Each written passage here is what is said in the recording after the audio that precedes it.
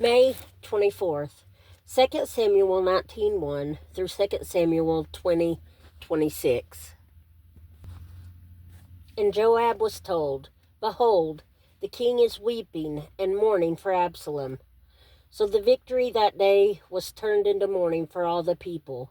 For the people heard it and said that day, The king is grieved for his son. And the people stole back into the city that day, as people who are ashamed steal away when they flee in battle.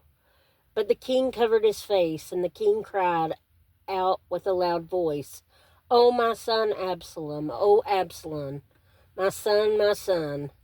Then Joab came into the house to the king and said, Today you have disgraced all your servants, and today have saved your life, the lives of your sons and daughters, the lives of your wives, and the lives of your concubines, in that you love your enemies and hate your friends. For you have declared today that you regard neither princes nor servants. For today I perceive that if Absalom had lived and all of us had died today, then it would have pleased you well. Now therefore arise, go out, and speak comfort to your servants. For I swear by the Lord, if you do not go out, not one will stay with you this night.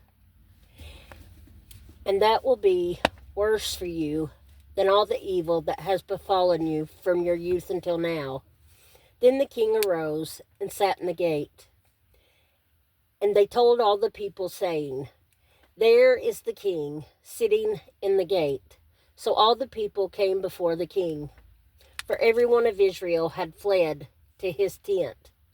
Now all the people were in a dispute throughout all the tribes of Israel, saying, The king saved us from the hand of our enemies. He delivered us from the hand of the Philistines. And now he has fled from the land because of Absalom. But Absalom, whom we anointed over us, has died in battle. Now therefore, why do you say nothing about bringing back the king? So King David sent to Zadok and Abiathar the priest, saying, Speak to the elders of Judah, saying, Why are you the last to bring the king back to his house, since the words of all Israel have come to the king, to this very house? You are my brethren, you are my bone and my flesh. Why then are you the last to bring back the king? And say to Amasa, Are you not my bone and my flesh? God do so to me, and more also, if you are not commander of the army before me continually in place of Joab. So he swayed the hearts of all the men of Judah, just as the heart of one man, so that they sent this word to the king, Return, you and all your servants. Then the king returned and came to the Jordan, and Judah came to Gilgal to go meet the king, to escort the king across the Jordan. And Shimei, the son of Gera, a Benjamite, who was from Baram, hurried and came down with the men of Judah to meet King David. There were 1,000 men of Benjamin with him, and Ziba, the servant of the house of Saul, and his 15 sons, and his 20 servants with him. And they went over the Jordan before the king. Then a ferry boat went across to carry over the king's household, and to do what he thought good.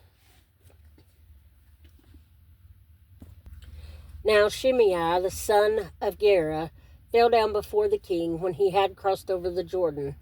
Then he said to the king, Do not let my lord impute iniquity to me, or remember what wrong your servant did on the day that my lord the king left Jerusalem, that the king should take it to heart. For I, your servant, know that I have sinned. Therefore, here I am, the first to come today of all the house of Joseph, to go down to meet my lord the king. But Abishai, the son of Zeruiah, answered and said, Shall not Shimei be put to death for this, because he cursed the Lord's anointed?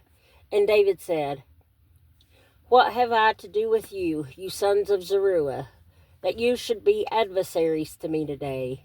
Shall any man be put to death today in Israel? For do I not know that today I am king over Israel? Therefore the king said to Shimei, You shall not die. And the king swore to him. Now Mephibosheth, the son of Saul, came down to meet the king, and he had not cared for his feet, nor trimmed his mustache, nor washed his clothes, from the day the king departed until the day he returned in peace. So it was, when he had come to Jerusalem to meet the king, that the king said to him, Why did you not go with me, Mephibosheth? And he answered, My lord, O king, my servant, deceived me. For your servant said, I will saddle a donkey for myself, that I may ride on it, and go to the king, because your servant is lame. And he has slandered your servant to my lord the king. But my lord the king is like the angel of God. Therefore, do what is good in your eyes. For all my father's house were but dead men before my lord the king. Yet you set your servant among those who eat at your own table. Therefore, what right have I still to cry out any more to the king? So the king said to him, Why do you speak any more of your matters? I have said, You and Ziba divide the land. Then Mephibosheth said to the king, Rather, let him take it all, insomuch as my lord the king has come back in peace to his own house. And Barzillai the Gileadite came down from Rogelim and went across the Jordan with the king to escort him across the Jordan. Now Barzillai was a very aged man, 80 years old, and he has provided the king with supplies while he stayed at Mahanaim. For he was a very rich man. And the king said to Barzillai, Come across with me, and I will provide for you while you are with me in Jerusalem. But Barzillai said to the king, How long have I to live, that I should go up with the king to Jerusalem? Am I today 80 years old? Can I discern between the good and the bad? Can your servant taste what I eat or what I drink? Can I hear any longer the voice of singing men and singing women? Why then should your servant be a further burden to my lord the king? Your servant will go a little way across the Jordan with the king. And why should the king repay me with such a reward? Please let your servant turn back again, that I may die in my own city, near the grave of my father and mother. But here is your servant, Chimham. Let him cross over with my lord the king, and do for him what seems good to you. And the king answered, Chimham shall cross over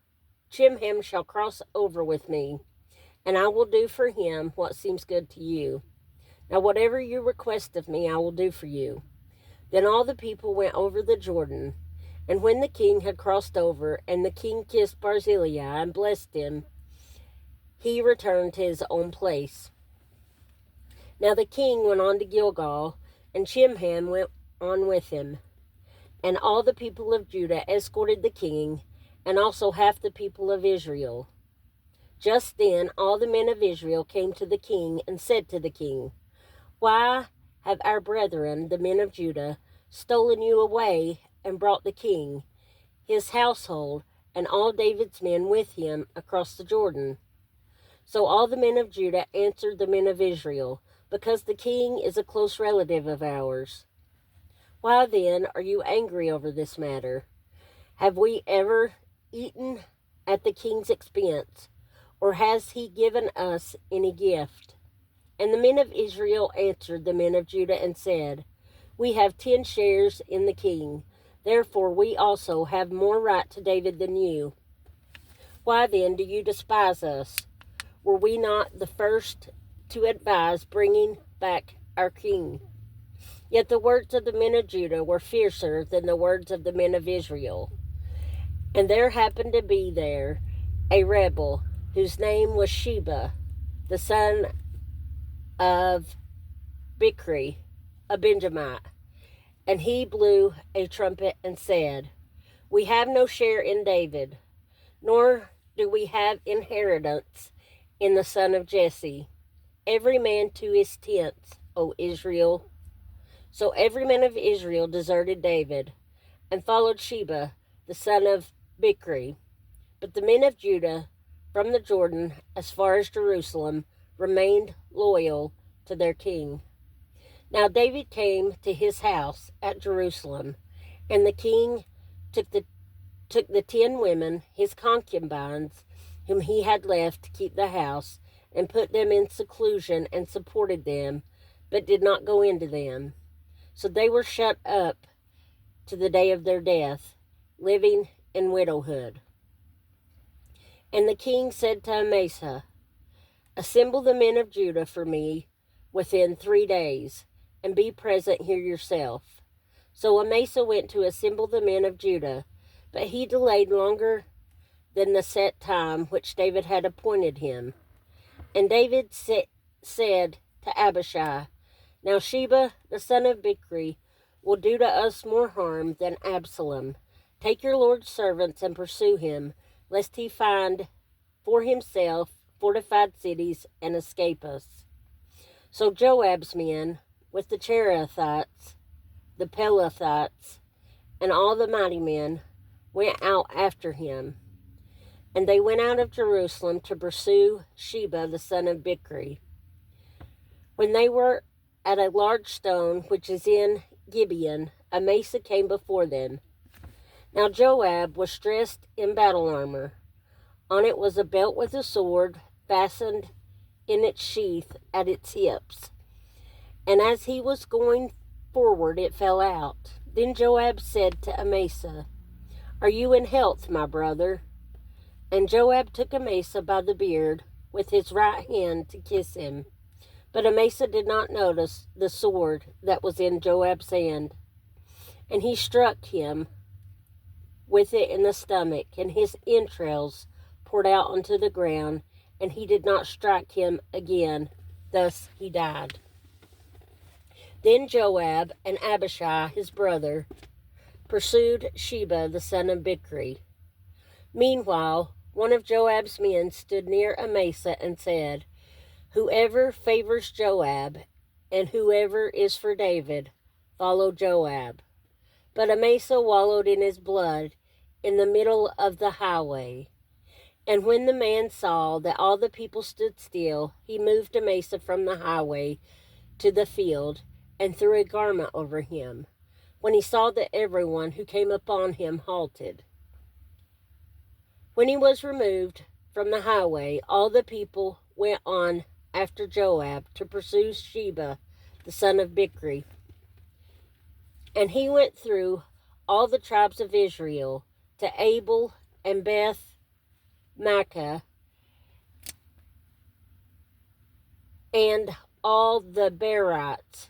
So they were gathered together and also went after Sheba. Then they came and besieged him in Abel of Beth Makkah. And they cast up a siege mound against the city, and it stood by the rampart. And all the people who were with Joab battered the wall to throw it down. Then a wise woman cried out from the city, Hear, hear. Please say to Joab, Come nearby that I may speak with you. When he had come near to her, the woman said, Are you Joab? He answered, I am. Then she said to him, Hear the words of your maidservants. And he answered, I am listening. So she spoke, saying, They used to talk in former times, saying, They shall surely seek guidance at Abel. And so they would end disputes. I am among the peaceable and faithful in Israel. You seek to destroy a city and a mother in Israel. Why would you swallow up the inheritance of the Lord? And Joab answered and said, Far be it from me that I should swallow up or destroy. That is not so. But a man from the mountains of Ephraim, Sheba, the son of Bichri by name, has raised his hand against the king, against David. Deliver him only, and I will depart from the city. So the woman said to Joab, Watch, his head will be thrown to you over the wall. Then the woman in her wisdom went to all the people, and they cut off the head of Sheba, the son of Bichri, and threw it to Joab. Then he blew a trumpet, and they withdrew from the city, every man to his tent. So Joab returned to the king at Jerusalem. And Joab was over all the army of Israel.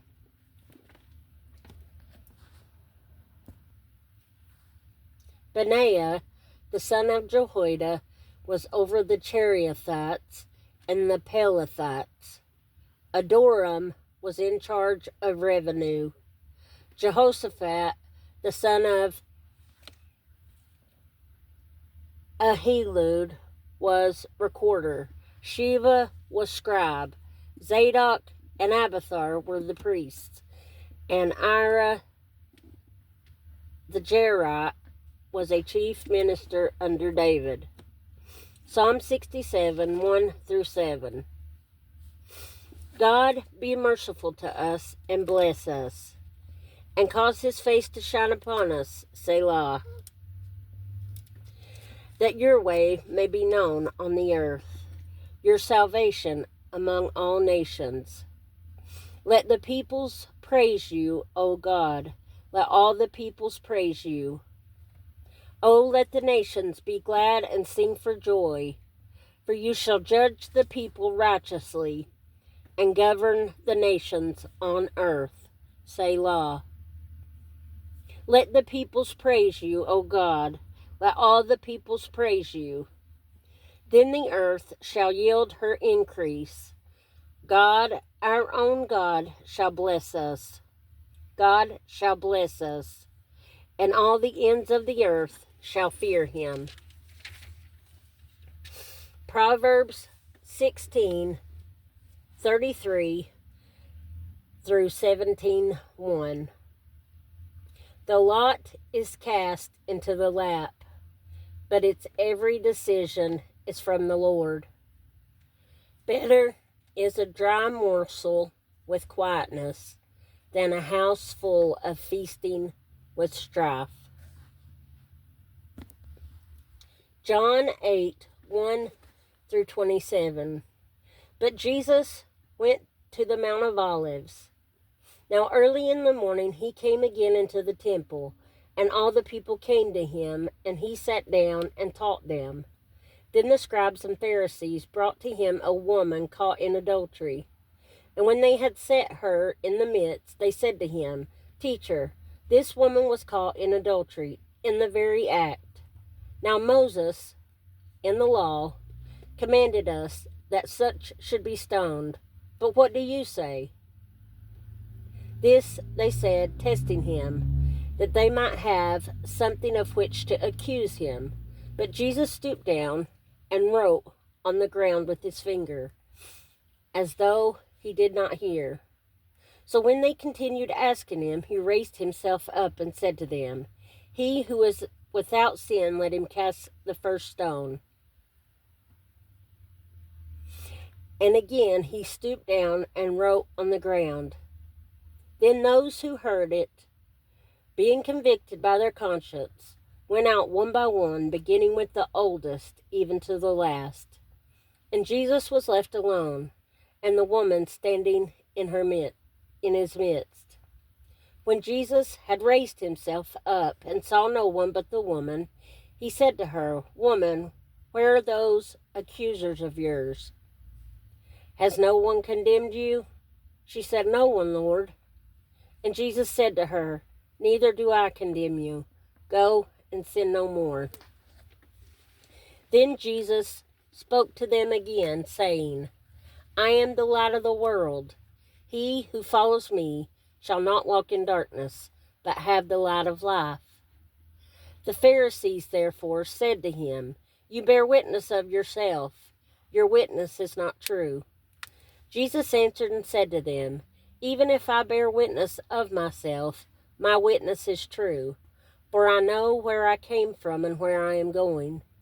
But you do not know where I come from and where I'm going. You judge according to the flesh. I judge no one. And yet, if I do judge, my judgment is true. For I am not alone, but I am with the Father who sent me. It is also written in your law that the testimony of two men is true. I am one who bears witness of myself, and the Father who sent me bears witness of me. Then they said to him, Where is your Father? Jesus answered, You know neither me nor my Father. If you had known me, you would have known my Father also. These words Jesus spoke in the treasury as he taught in the temple, and no one laid hands on him, for his hour had not yet come. Then Jesus said to them again, I am going away, and you will seek me, and will die in your sin. Where I go, you cannot come. So the Jews said, Will he kill himself? Because he says, Where I go, you cannot come. And he said to them, You are from beneath, I am from above. You are for this world, I am not of this world. Therefore I said to you that you will die in your sins. For if you do not believe that I am he, you will die in your sins. Then they said to him, Who are you? And Jesus said to them, Just what I have been saying to you from the beginning. I have many things to say and to judge concerning you. But he who sent me is true, and I speak to the world those things which I heard from him. They did not understand that he spoke to them of the Father.